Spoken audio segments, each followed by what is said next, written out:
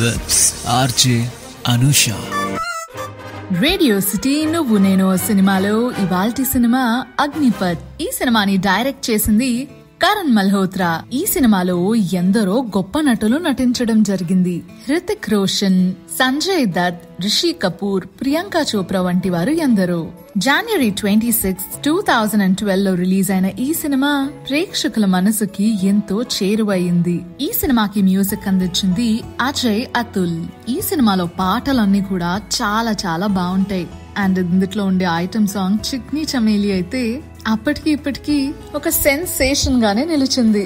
ఈ cinema 5 IIFA awards అట్లానే 4 G సినీ awards ని గెలుచుకుంది. మరి సినిమా విషయానికి వస్తే, మండవా అనే ఒక విలేజ్ లో దీనానాథ్ చౌహాన్ ఆయన ఒక స్కూల్ టీచర్. ఆ విలేజర్స్ అందరిలో కూడా చాలా రెస్పెక్ట్ గల వ్యక్తి. ఆయన మాట ఎవరు దాటేవారే కాదు.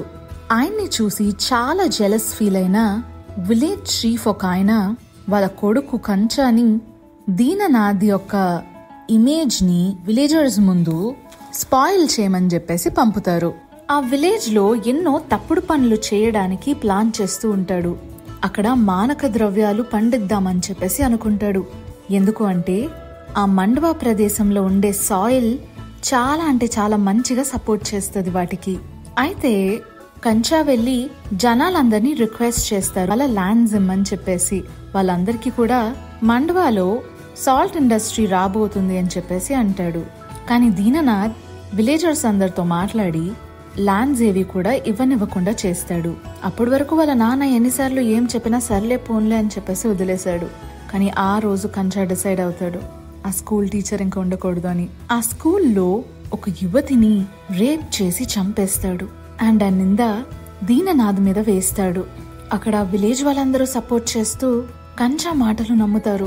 దీననాథ్ ని ఒక చెట్టుకి ఉరి తీస్తారు.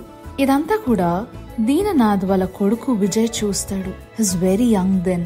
విజయ్ తో పాటు దీననాథ్ వాళ్ళ వైఫ్ అయినటువంటి సుహాసిని ప్రెగ్నెన్సీతో ఉంటారు. She leaves the village then.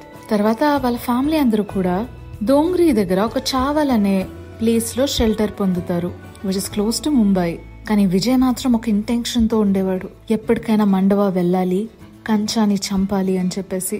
ఇటువైపు చూసుకుంటే ముంబైలో సుహాసిని ఒక ఆడపిల్లకి జన్మనిస్తుంది.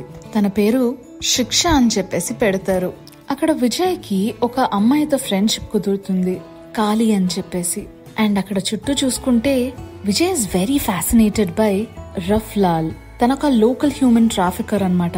ఎక్కడైతే కంచాకి తినకి అసలు పడదు. అనుకోకుండా he stands as a witness in court to a crime committed by Lal and joins his gang.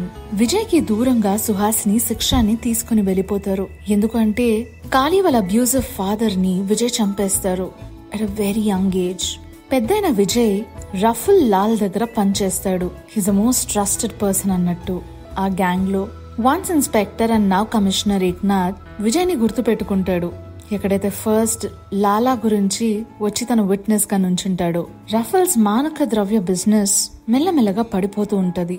కంచా అప్పుడే ఆ బిజినెస్ ని గ్రో చేయాలనుకుంటాడు. He wants to be the drug lord in the city. Shantaram అని చెప్పేసి తన మనిషిని ముంబై పంపిస్తాడు. అండ్ అతను he succeeds in bribing the home secretary of Maharashtra. ఆ తర్వాత అసలు స్టోరీ ఏమై ఉంటది? విజయ్ కంచాని కలుస్తాడా? ఐ మీన్ ఈ మాఫియా అలా కొనసాగుతూ ఉంటుందా? ఈ క్రైమ్ రేట్స్ తగ్గించాలి అనుకునే పోలీస్ ఏం చేస్తారు? ఇవన్నీ తెలుసుకోవాలి అంటే సినిమాని రిపీట్ చేసుకోవాల్సిందే. అదబ్బా నువ్వు నేను సినిమాలో ఇవాల్టి సినిమా అగ్నిపథ్.